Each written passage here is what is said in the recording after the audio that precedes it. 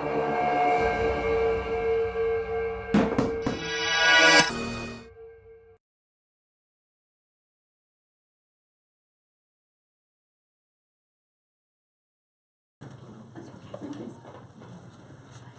morning, Madam Chair, committee members.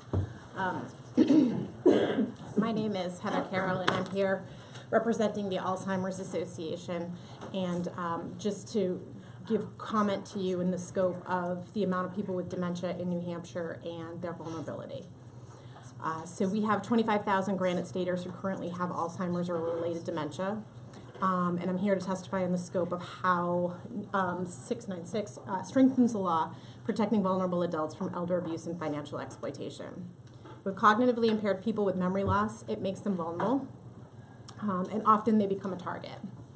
In a recent survey from the CDC focused in New Hampshire, 30% of people who identify as having a cognition issue in our state live alone.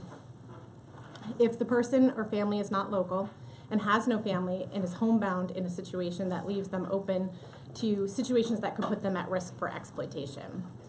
I would love to sit here in front of you today and say that these crimes are far and few between, but I cannot.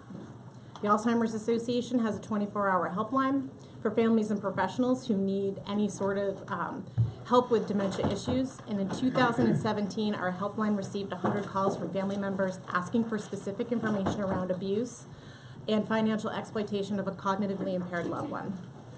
In 2018, it increased 52%, and already this year we have received 15 calls. There's a few trends that we've noticed with speaking with families and instances of abuse that I'd like to just identify for you today. The person was usually mid-stage Alzheimer's disease and a very poor historian of what actually took place or how the money was stolen.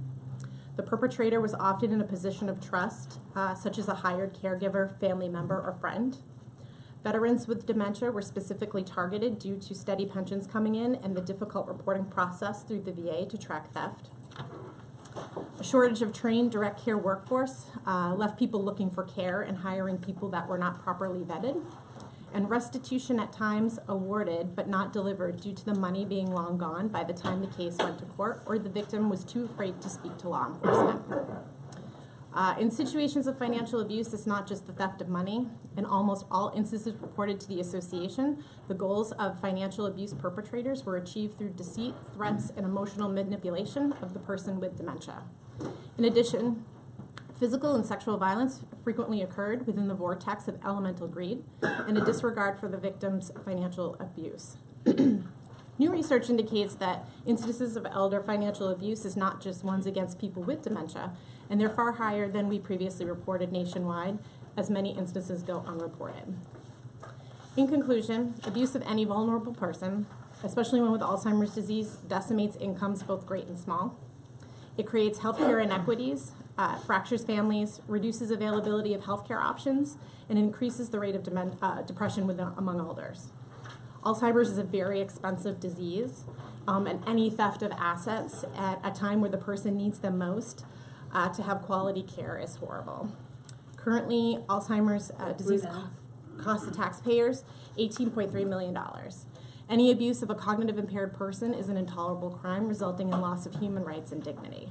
And despite growing public awareness from a parade of high-profile financial abuse victims, it remains underreported, unrecognized, and underprosecuted. Thank you. Any questions? I do. Testimony? Yes, thank you. Sorry, am I allowed to go? Go ahead. Am I good? Everybody If you good? have Okay. testimony, you can Thank give you. the clerk. Thank you.